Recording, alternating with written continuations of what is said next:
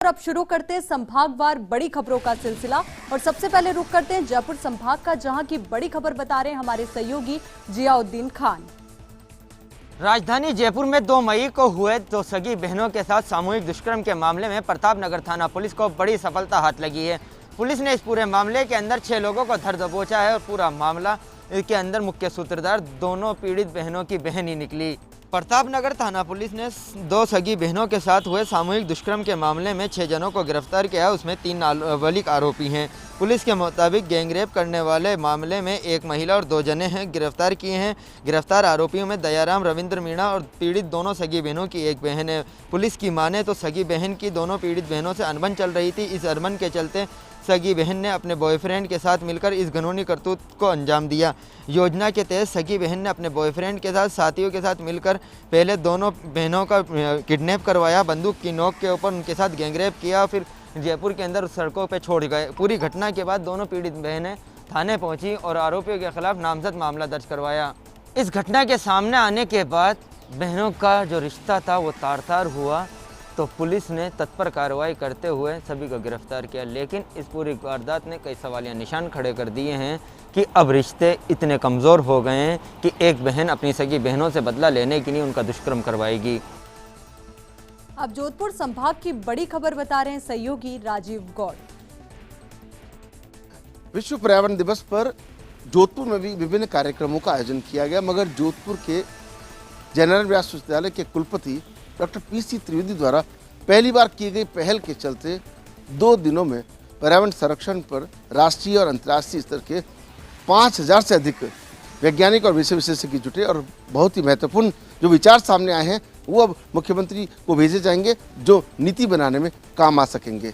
खुद मुख्यमंत्री अशोक गहलोत आज जुड़ने वाले थे, लेकिन राष्ट्रीय शोक होने के कारण मुख्यमंत्री जुड़ नहीं पाए।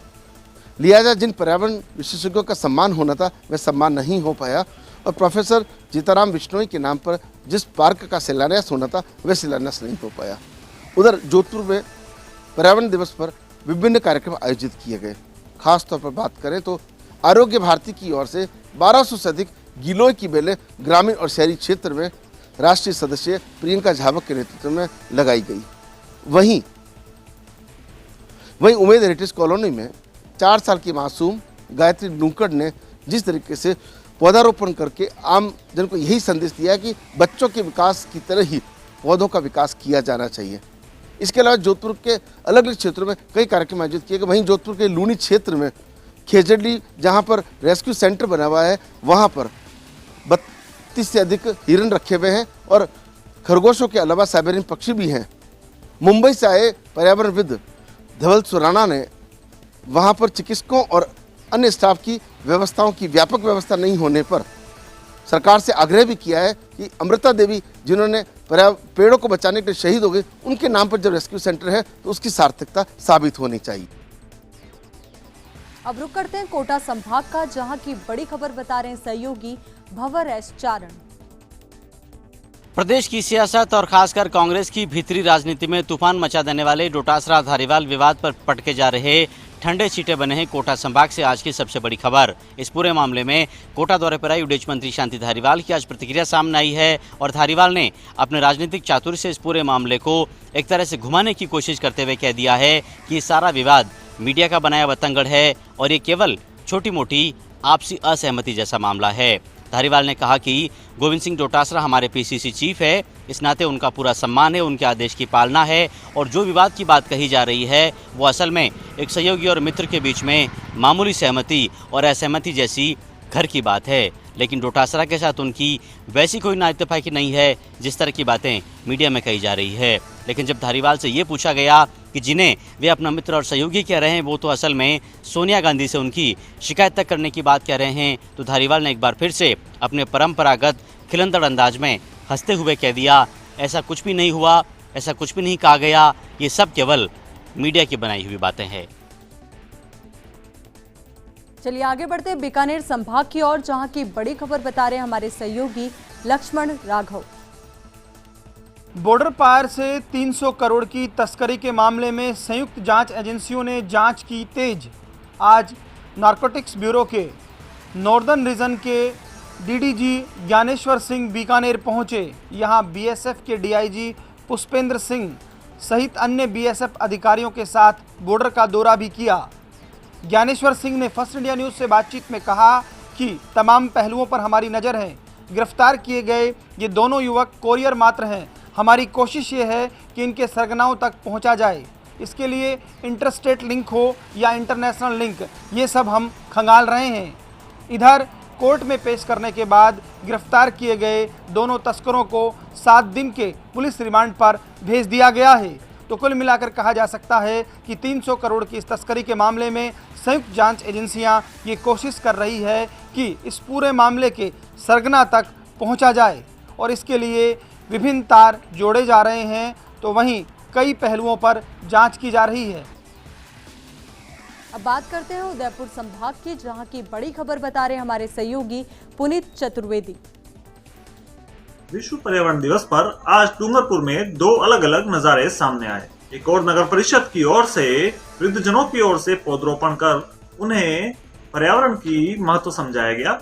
वहीं शहर के 2 पार्षदों ने मुंडन कराकर पर्यावरण संरक्षण के लिए सरकार को आगाह किया। नगर परिषद ने नवाचार के माध्यम से प्रकृति संरक्षण का संदेश दिया। नगर परिषद द्वारा शहर के 40 वार्डों में पार्षदों के माध्यम से एक बुजुर्ग का चयन किया गया और उनके हाथों से सुरपुर मोक्षधाम के पास एक पौधा लगवाया गया, जिनकी सुरक्षा नगर परिषद और ये वृद्धजन अपने वार्डवासियों की मदद से करेंगे। इधर शहर के पार्षद डायलाल और बीके भारतीय ने कलेक्टर के बाहर आज मुंडन करवाने के बाद कलेक्टर को ज्ञापन सौंपकर सबको चौंका दिया। पार्षद ने मांग रखी कि पर्यावरण के दुश्मन इन दिनों शहर के चारों तरफ की हरियाली और पहाड़ियों को नेस्तो नाबूद करने पर आमादा हैं। इसमें स्थानीय अधिकारियों की भी बड़ी मिलीभगत है। पार्षदों ने जिम्मेदारों पर कार्रवाई की मांग भी रखी।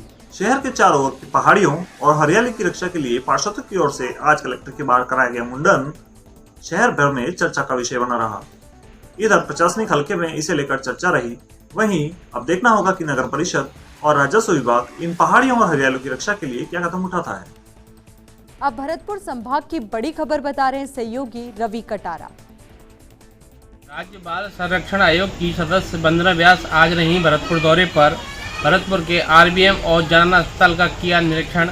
गंदगी को देख पीएमओ को दिए निर्देश। कोरोना संक्रमण की आगामी तीसरी लहर के दौरान बच्चों के उपचार की व्यवस्थाओं का जायजा लेने के लिए आज वंदना व्यास ने जनाना और आरबीएम अस्पताल का निरीक्षण किया और गंदगी नजर आने पर उन्होंने नाराजगी जताते हुए पीएमओ को व्यवस्थाएं ठीक करने के निर्देश दिए। जनाना अस्पताल के निरीक्षण के बाद वंदना व्यास आरबीएम जिला अस्पताल का निरीक्षण करने पहुंची।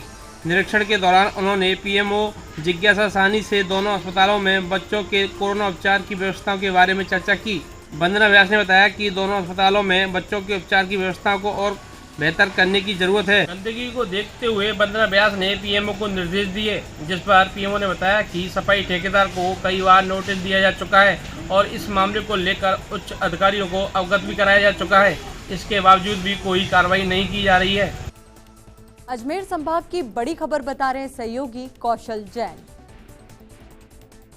कोरोना संक्रमण काल के दौरान सफल प्रबंधन को लेकर मंत्री डॉक्टर शर्मा ने जिले के अधिकारियों की पीठ थपथपाई, तो वहीं आगे भी सावधान रहने के निर्देश दिए। राजस्थान में संभावित कोरोना की तीसरी लहर के लिए सरकार अलर्ट है। इस लहर में बच्चों को सुरक्षित रखने और इलाज के पुख्ता इंतजाम के निर्देश दिए गए हैं। यह कहना है प्रदेश के चिकित्सा मंत्री डॉक्टर रघु शर्मा का। केकड़ी व सरवाड़ के दौरे पर रहे मंत्री डॉक्टर शर्मा ने कोरोना प्रोटोकॉल का खुद भी पालन किया और अधिकारियों की बैठक भी एक विभाग को बुलाकर की। अपने निर्वाचन क्षेत्र में आए डॉक्टर शर्मा ने अधिकारियों को स्पष्ट कहा कि विकास कार्यों में भी गति बनाए रखी जाए। कोरोना संक्रमण काल में परेशानी का सामना करने वाले लगभग 7,500 परिवारों को भी रसद सामग्री के किट से भरे वाहनों को उन्होंने हरी झंडी दिखाकर रवाना किया। तो वहीं अपनों को खोने वाले दुखी परिवारों का दर्द भी बांटा। मंत्री डॉक्टर शर्मा ने इस दौरान विश्व पर्यावरण दिवस के मौके पर पौधरोपण भी किया। फर्स्ट इंडिया न्यूज से खास बातचीत में भी उन्होंने प्रदेश को अलर्ट बताया। जिले के केकड़ी और सरवाड़ के दौरे पर आए प्रदेश के चिकित्सा मंत्री डॉक्टर रघु शर्मा ने कोरोना गाइडलाइंस की पालन कर निभाई जिम्मेदारी। अधिकारियों को एक विभागवार बुलाकर ली बैठक। फिलहाल